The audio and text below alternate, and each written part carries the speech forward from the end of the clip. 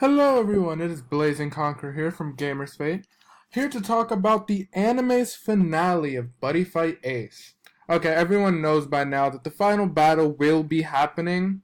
They've already included, Bushiroad has already started releasing information for our last two sets of Ace, I believe. Well, Buddyfight Ace until the next season, which is Golden Garga and I think it's Vanity's Violence?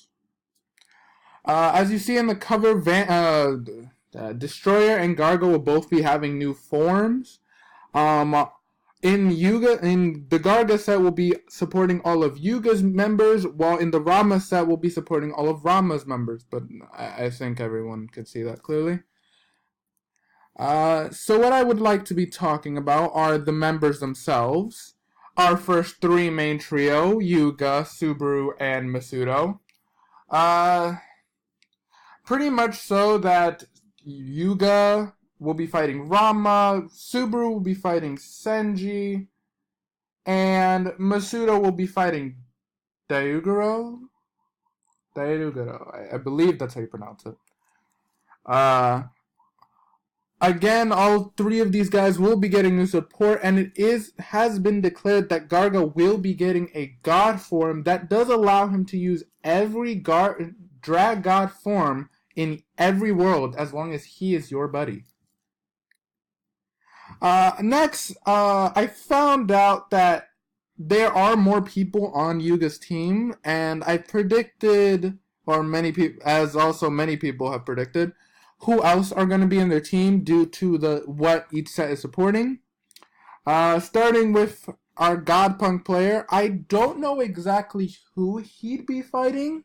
Overall, like I've said previously, have I said it in the video? But overall, I believe he is one of our best Buddyfight Ace characters. Even though he doesn't get as much screen time, he does have one of the best episodes, and he does have pretty great fights. Moving on to our Hero World player.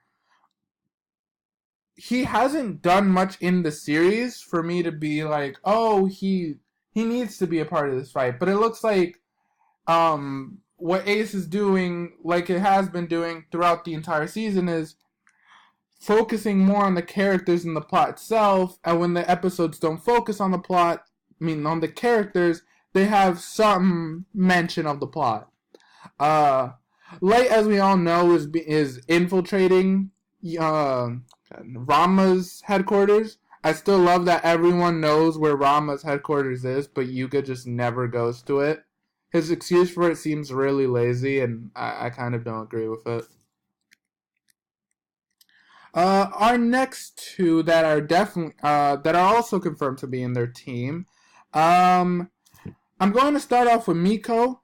Miko I am fine with because I do feel like we don't have a lot of... I know Buddyfight is more towards the male audience, but I have been wanting for a while for a more active female character in Buddyfight. Like, a female character who Buddyfights almost as much as the male characters. Miko is getting there because her one fight with Yuga was nice, but then the next fight she had just felt like she was only fighting to show off the support. And I didn't like that for her character because Buddyfight Ace has done a great job highlighting on their characters. Each episode a character gets, you immediately find out or develop the sense that if you like them or not. So far, I've liked most of the characters in Buddyfight Ace, but the plot is really hindering because of this development. Our dungeon role player. Again, just like the hero player, she hasn't done enough for me to say, oh, I understand that she's just gonna join at the fight and be all okay. But she hasn't done enough in the series for me to justify that. From what I've seen her do, she pops up here and there.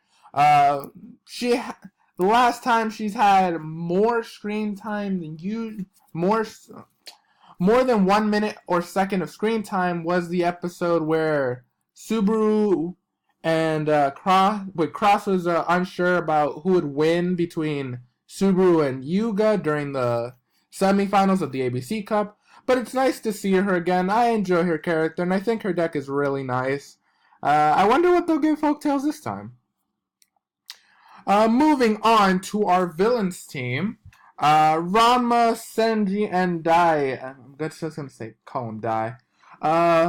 So, we all know that the main three protagonists will be fighting our three main villains, well, antagonists to a degree. One of Senji's cards have already been revealed. I think that's really good. Destroyer has also been revealed in new form. That if for some magical reason you're able to get rid of Destroyer or any Lost World monster, I'm most likely going to say Destroyer because Destroyer sounds like the best monster to summon. Or in case like of Rama, it seems like it's the only Lost World monster he's ever summoned from my knowledge. You get to bring out the monster and then it removes all the souls from 2 cards on the field that you chose, and then you destroy those 2 cards. Interesting. It's an upgrade from Destroyer. It's shown to be like a finishing boss monster, because if you're playing Lost World, your opponent shouldn't be taking that long to be defeated, unless you're playing Dragon Tribe thing. Dragon Deity Tribe, because its protagonist's deck, and it's supposed to be made to counter Lost World. Our next 3. Okay. I'm going to start predicting who would fight who from the remaining 5 characters. Okay, Dan will most likely fight Miko because they already had fights in the past. Also, I think Miko is one of the best characters to deal with him, because I haven't seen what they may give Godpunk. Okay, the Godpunk guy I feel like could deal with him because of Blood Dragon's Division's new cards. So you're easily just getting rid of stuff. Then let's move on to No. I'm kind of confused why No is joining Ranma. I understand why most people will be joining Ranma is mostly because of power. They've already released a new version of Sync. The name is really long. Bushiroad, you need to condense that name. But to who Note might be fighting, I predict either probably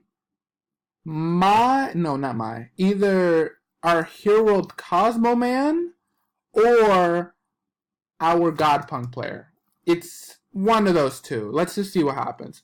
Then our Cotton World guy. I don't remember these names. I should have looked these up. Here's another one that I'm very confused about. I understand for power or probably his fame because he seems to be a very outgoing person. But I personally really didn't think he needed to join Ranma's team. I think he was fine enough as he is. The one problem I always had with his deck was the impact. I dislike the fact that you have to destroy stuff to be dealt the damage. But I think it's something Bushiroad could fix moving forward. For his opponent, it would have to be interchangeable between the Godpunk player and our Galactic Exec player, the Hero guy. Moving on to our last 2. It has been confirmed, or to a degree, that our new female character and our newest character that we don't have any face for are joining Ranma. Again, I believe it's more so for power because from the scores you see in the anime, this female character is pretty powerful, and her cards, I love her cards. I get a great Prism Dragon vibe from her cards, and I really am interested to see what they're going to do with them. Moving to our unknown character, one of the worlds that confused me that I saw was Darkness Dragon World. Since Light isn't on Ranma's team, Darkness Dragon World is being supported, and also Magic World was being supported. Since we revealed the Note, I believe our unknown character here will be using Darkness Dragon World. But let's see how that goes down. Now, I want to talk about Eid's cards. for a sec. This is her buddy,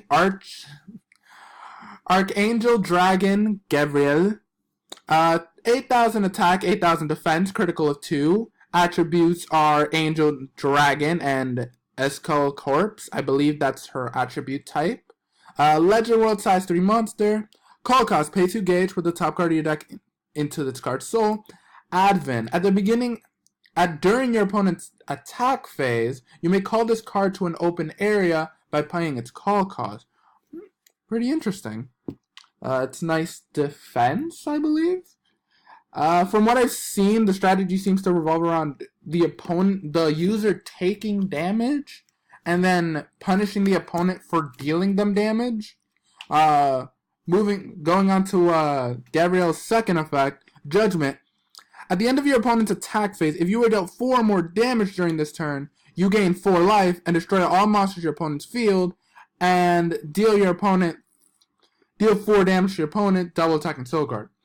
So I believe you make sure you take the minimum of damage you want to take, like 4 or so. Then you call Gabriel before your opponent's attack phase ends, and then do the effect. Because the effect activates as long as you were dealt damage.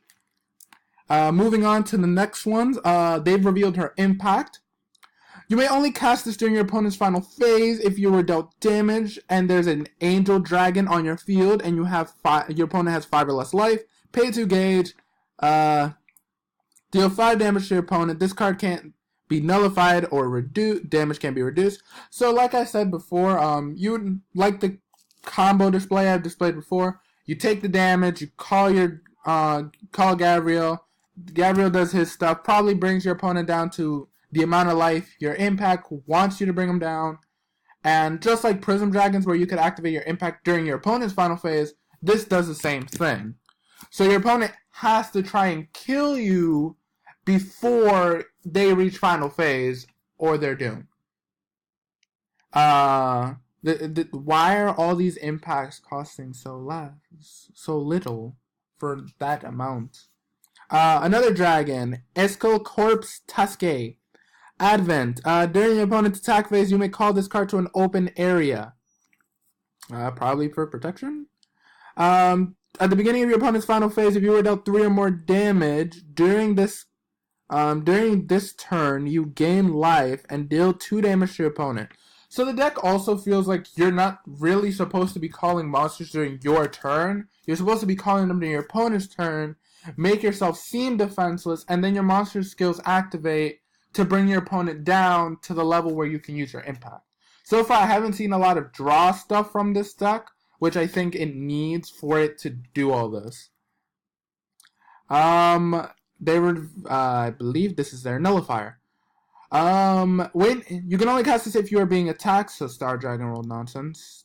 It seems accurate, because you are going to be most likely the only thing attacked, because I highly doubt the user will summon Gabriel at any given point, unless they're trying to finish off the opponent during their final phase. During the opponent's final phase, I mean. For each card attacking, you gain 3 life. So in case your opponent decides to be smart and do a link attack, well, you're gaining multiple life. If there's an Eskull Corpse on the field, draw a card. You get the benefit of if you have an Eskull Corpse on the field, but like I said, the deck seems to revolve around better if you call your cards during your opponent's turn. But that's just my opinion. You can only cast this if you have an Eskull Corpse on the field, take 2 damage, destroy up to 2 cards on your opponent's field, and if you destroy 1 or more cards, draw a card. I don't know if the effects of you taking damage still count as you being dealt damage, but I just need more rulings on this. Finally, I want to talk about Combat DD Great Hero Dragon Gargantua Kaiser. From what I've heard, this may be in a future set moving forward. 1,000 attack, 6,000 defense, critical 2, pay 3 gauge with the top card of the deck into the soul. All items on the field can't be destroyed by your opponent's card effects. When this card enters the field, equip one item from your deck by paying its call cost, and if it enters the field by G-Evolve, the equipped item gains 30,000 attack and 2 crit. It's for this turn. It has move, double attack, and soul guard. Well, overall, I'm very happy to say that I am excited for this set. Also, it just signifies that the anime is almost over.